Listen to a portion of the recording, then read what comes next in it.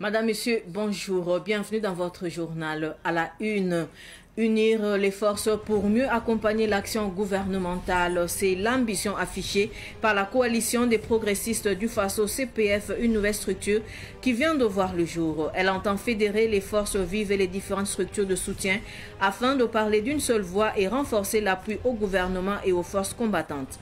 Dans un instant, vous entendrez son secrétaire général s'exprimer. Au Niger, révélation du général Abdourahmane Tchani sur un complot international. Le président nigérien accuse la France, des pays alliés et des groupes armés d'avoir coordonné l'infiltration de 750 combattants dans la zone des 3 frontières et au Bénin. Les détails dans quelques instants. Comme je le disais tantôt, dans le monde des structures de soutien au gouvernement, il faut désormais compter la coalition des progressistes du Faso CPF. Cette coalition qui voit le jour compte unir toutes les structures pour qu'ensemble elles unissent leurs forces pour apporter du soutien au gouvernement et aux forces combattantes. Le secrétaire général de la CPF, Inoussa Gibleweogo, est au micro de Ahmed Joël Comporé. Nous tenons à saluer le camarade capitaine Ibrahim Traoré et son gouvernement pour les efforts inlassables déployés pour la reconquête du territoire national et qui est aujourd'hui reconquis à plus de 75%. En plus de la guerre pour cette année agricole 2025-2026, nous avons assisté à une remise importante de matériel agro-pastoraux. Dans la capitale Ouagadougou, le ministre d'État, ministre de la Défense et des anciens combattants, a remis du matériel militaire à la Brigade des volontaires pour la défense de la patrie BVDP. L'industrialisation continue à travers le pays avec la pose de la première pierre d'une usine à Péni. Aujourd'hui, nous pouvons dire sans se tromper que la guerre et le développement est bel et bien possible. Nous adressons également nos plus sincères félicitations à nos forces de défense et de sécurité FDS ainsi qu'aux volontaires pour la défense de la patrie. Désormais, il faudra compter avec la coalition des progressistes du Faso qui est une organisation de la société civile et engagée dans la veille citoyenne, adepte de la révolution progressiste et populaire. Ainsi, nous invitons toutes les associations de veille citoyenne et ou non à venir se joindre à nous parce que c'est maintenant que la lutte pour l'indépendance totale, le développement et la souveraineté véritable commencent. Car c'est ensemble nous bâtirons notre chère patrie avec le camarade président, le capitaine Ibrahim Traoré. De son côté, le Centre de formation professionnelle de courte durée a organisé samedi dernier la cérémonie officielle de sortie de sa 6e promotion.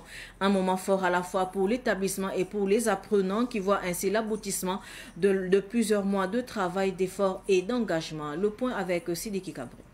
Ils sont une centaine d'étudiants à recevoir leur parchemin après des formations variant entre 3 mois, 6 mois, voire jusqu'à 2 ans selon les filières choisies. Grâce à cette formation intensive, les nouveaux diplômés se disent désormais prêts à intégrer le monde professionnel et à répondre efficacement aux besoins du marché de l'emploi. J'ai les compétences nécessaires pour embrasser le monde professionnel. J'ai beaucoup aimé leur style de formation car ils mélangent la pratique à la théorie. Donc, ce qui me permettra à ma sortie d'embrasser la profession sans aucun souci. Le directeur général du COSERFA CFPD a dans son allocution souligné que le contenu et la qualité de la formation dispensée sont conformes aux exigences actuelles du marché du travail. Pour lui, cette orientation vers la pratique et la compétence professionnelle est la pierre angulaire de la stratégie pédagogique de l'établissement. C'est des formations métiers qui disent ce que tu sais faire. On apprend un métier aux apprenants. Et en fin de formation, c'est l'école même qui place les étudiants en stage.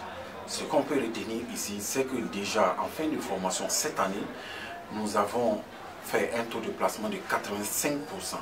Que les élèves reçoivent comme compétence, c'est quoi? C'est qu'en fin de formation, ils finissent avec leur parchemin Parce que dans les entreprises, ce qu'on attend d'eux, c'est quoi? On recherche ce qu'ils savent faire. L'événement a été placé sous le parrainage du ministre de la Santé, Dr Robert Lucien Jean-Claude Kargougou, dont le nom a été donné à la promotion sortante. Le parrain, par la voix de son représentant, a exprimé sa fierté et sa satisfaction. Il a surtout encouragé les lauréats à valoriser leur savoir-faire et à demeurer des ambassadeurs de l'excellence dans leurs domaines respectifs. Quand on choisit un parrain, c'est qu'on a vu en lui quelque chose. On a vu en lui des vertus. On a vu en lui quelque chose qui peut nous inspirer, le ministre de la Santé, dans les qualités. Et ces jeunes ont vu en lui quelque chose qui les inspire. Ils ont demandé qu'ils parrainent leur promotion pour pouvoir embrasser une profession. Il faut acquérir le savoir-faire et le savoir-être. Et je vois que ces centres offrent l'occasion aux étudiants de pouvoir acquérir ces compétences-là.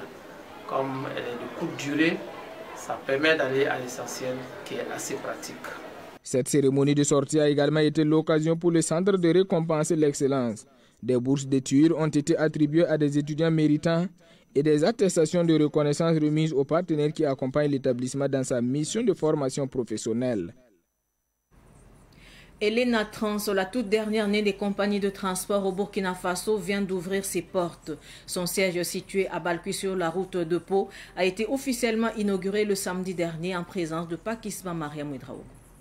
Pour les voyages Ouagabobo, il faut désormais compter avec Elena Transport. Elena Transport, qui vient d'inaugurer son siège, débute ses activités avec une flotte de 4 bus de 55 places chacun, équipés de GPS, caméras, port USB, Wi-Fi et doté de 2 chauffeurs par car. Le label Elena Transport entend faire la différence. Il met l'accent sur le confort et la sécurité. C'est vrai qu'il y a beaucoup de sociétés de transport, mais sur le point du sérieux, sur le point de la sécurité, sur le point de la qualité de service rendu, il y a toujours beaucoup à faire.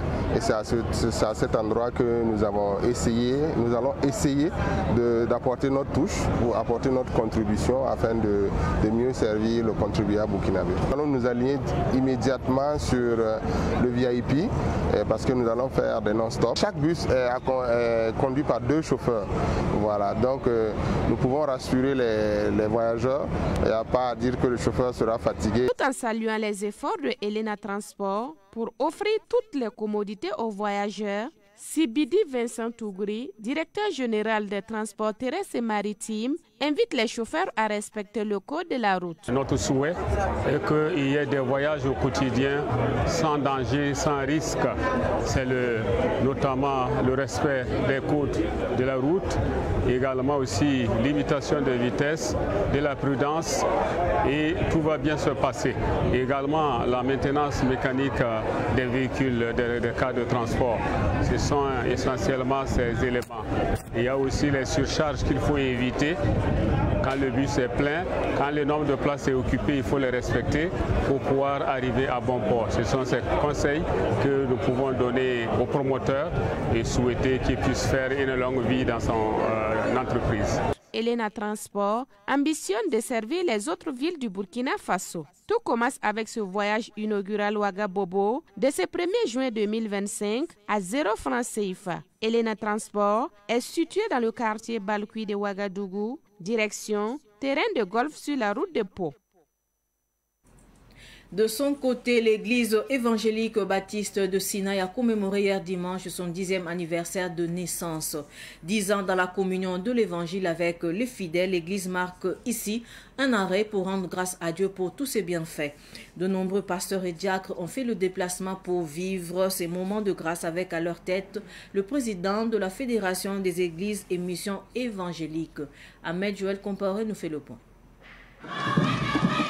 C'est à travers des pas de danse, des prières d'action de grâce et des louanges que les fidèles évangéliques de Sinaï commémorent le 10e anniversaire de leur église. Pour les fidèles, cette commémoration est une expression de reconnaissance à Dieu pour tous les bienfaits reçus durant ces 10 années d'existence. Non, c'est joli à voir. Oui, je remercie beaucoup par son bienfait parce qu'ils sont arrêtés avec nous jusqu'à 10 ans. Donc nous sommes contents beaucoup même. Je suis très content parce que c'est le Seigneur qui fait les choses et nous bénissons le Seigneur pour cela. Tout ce que le Seigneur fait est bon. Ça fait 10 ans qu'ils sont là, qu'ils travaillent et que c'est pour le Seigneur. Pour Jacques Segda, PCA de l'église et témoin de sa création, l'église a rencontré plusieurs difficultés pendant ces 10 ans. J'étais vraiment le point focal de cette église parce que nous avons eu des difficultés pour démarrer et on était les vecteurs principaux vraiment pour organiser, pour faire vivre, pour faire asseoir cette église. Des difficultés parce que bon, il y avait une opposition des églises sœurs. Il fallait remédier, il fallait résoudre toutes ces difficultés-là pour que l'église puisse avoir la paix et la tranquillité. Et depuis ce jour, le 18 mai 2014, vraiment j'étais très content parce que j'ai vu des frères vraiment unis dans le Christ, des frères motivés, des frères dynamiques à aller annoncer l'évangile. Le pasteur Henri, président de la Fédération des Églises et Missions évangéliques FEME, a fait le déplacement pour communier avec les fidèles évangéliques de l'église Sinaï. Nous sommes venus justement pour vraiment féliciter l'église évangélique Sinaï qui célèbre ses 10 années de ministère dans ce quartier. Et c'est vraiment une grande joie pour nous de voir que cette église en 10 ans a bâti ce grand temple que vous voyez à côté de nous, mais également a bâti une école primaire pour l'éducation des enfants. Et vraiment, nous sommes dans la joie de voir qu'une église, en 10 années, peut réaliser ce que cette église a fait. Donc, nous sommes venus expressément pour rendre grâce à Dieu, mais aussi pour les féliciter pour tout le travail qu'ils ont abattu et les encourager à aller de l'avant. L'église évangélique baptiste de Sinaï a ouvert ses portes en 2014 à Gondrin, dans l'arrondissement 10 de Ouagadougou. De là, elle a donné naissance à 2 autres églises, les églises baptistes Sinaï 2 et 3.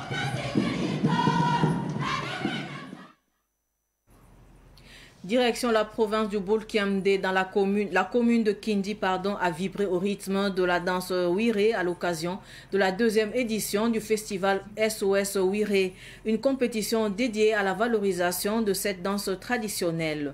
Cette initiative culturelle est portée par l'association Nongzanga pour le développement. Le compte rendu de Daouda Yameo.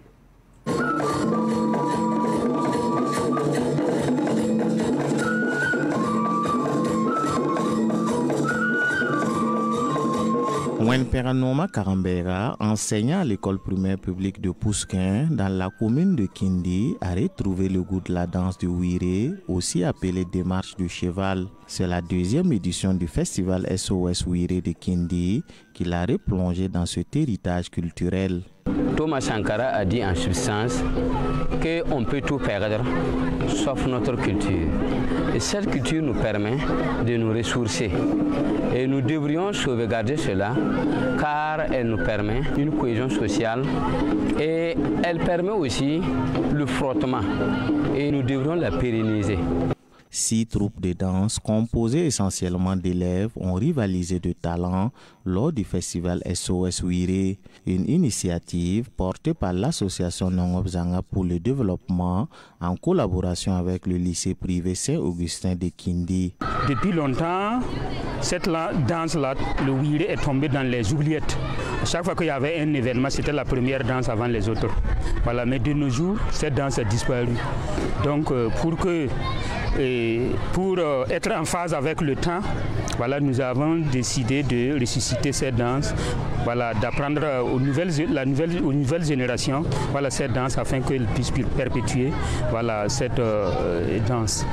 Le président de la délégation spéciale de Kindi a salué l'initiative de l'association Nongzanga pour le développement, estimant qu'elle contribue à faire découvrir et valoriser la culture auprès de la jeune génération. C'est l'une des potentialités de la commune de Kindi en matière de biens culturels. Et avec l'association Nongzanga qui a eu l'idée de revenir raviver la flamme de la danse de Ouiré dans la commune de Kindi, nous, en tout cas, remercions l'association à travers cette initiative qui va encore travailler pour que ceux qui viennent de naître, les enfants de Kindi, ceux qui n'ont pas connu la danse de Wéré, puissent en tout cas la connaître. Le festival SOS Wéré de Kindi a pour objectif également de créer une troupe de danse communale de Wéré. Le thème retenu pour cette deuxième édition est « Culture Wéré et résilience pour la paix ». L'association Nongop Zanga pour le développement qui porte ce projet existe depuis 2014.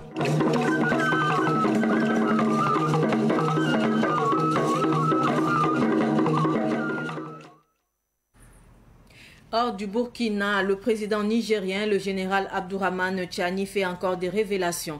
Il explique dans une interview accordée à la télévision nigérienne le samedi dernier qu'un complot scellé le 15 mars 2025 entre la France, d'autres pays et des groupes terroristes et de mercenaires a permis de déposer 400 combattants dans la zone des 3 frontières et 350 au Bénin entre le 21 et le 24 avril dernier. Voici un extrait de son intervention. Face à la débâcle que connaissent leurs supplétifs, les tirailleurs auxiliaires d'un autre âge, ils ont transféré 400 combattants de l'État islamique en Afrique de l'Ouest ou dans les provinces ouest-africaines comme ils l'appellent pompeusement, dans le triangle Burkina, Niger, Mali. Ça s'est passé du 21 au 24 du mois d'avril, le mois passé. 2025. Un deuxième lot de 350 combattants toujours de SWAP, l'État islamique comme il l'appelle, dans les provinces de l'Afrique de l'Ouest. Mais là également, je veux démontrer qu'il n'a rien d'islamique. C'est des mercenaires à la solde des puissances occidentales. Donc 350 dans malheureusement le nord du Bénin qui est actuellement abandonné par les forces armées béninoises sous prétexte de créer une profondeur stratégique. Quelle profondeur stratégique le Bénin peut s'offrir?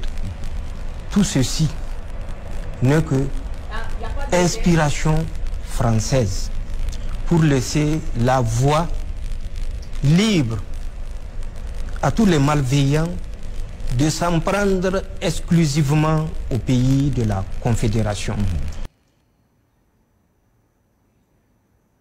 Avant de clore ce journal, la dépouille de feu Issa Tago, ancien consul honoraire du Burkina Faso en Angola, est arrivée à Ouagadougou le vendredi dernier. À l'aéroport, le cercueil a été accueilli par une délégation composée de membres de sa famille, de proches collaborateurs, de responsables administratifs ainsi que de plusieurs personnalités du corps diplomatique. Sidiki Kabré. C'est à bord de la compagnie Ethiopian Airlines que le regretté Issa Tago a regagné le bercail. Sur le tarmac de l'aéroport international de Ouagadougou, l'atmosphère était empreinte d'émotion. Après les formalités aéroportuaires, la dépouille a été transférée à son domicile où s'est tenue une union de prière et de recueillement. Parents, amis et anciens collaborateurs ont exprimé leur peine et partagé leurs souvenirs de l'homme. Le ministre des Affaires étrangères burkinabé a été le premier à prendre la parole, saluant la mémoire d'un homme de devoir et d'engagement.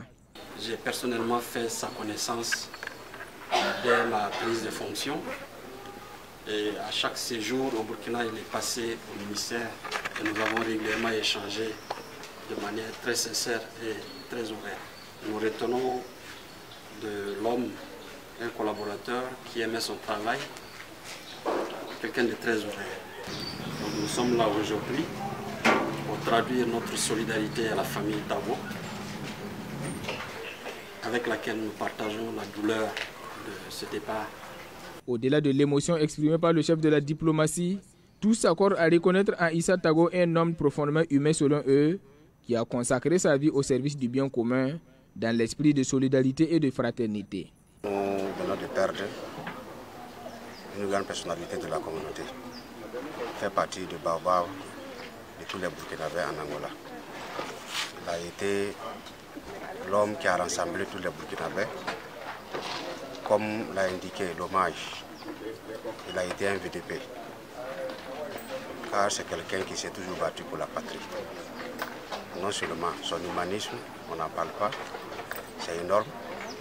Sa générosité, c'est énorme. Le fils du défunt, les larmes visiblement contenues, a salué la mémoire d'un père exemplaire, d'un éducateur attentif. Il a prié pour le repos de l'âme de celui qui a été à la fois guide et repère, dit-il. C'est pas facile, même en héritage ici, c'est vraiment pas facile. Je ne sais pas quoi dire. Merci pour ta force. Merci pour ton amour. Qu'Allah te bénisse. Qu'Allah facilite le châtiment de la tombe pour toi. Qu'Allah te donne le paradis Firdaus.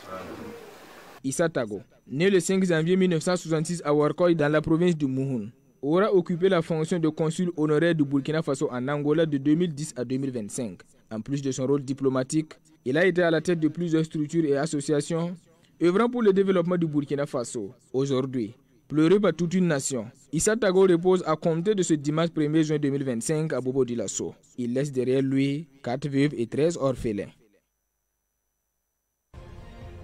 Ainsi s'achève cette édition d'information. Merci de rester fidèle au programme de Savane TV. Au revoir.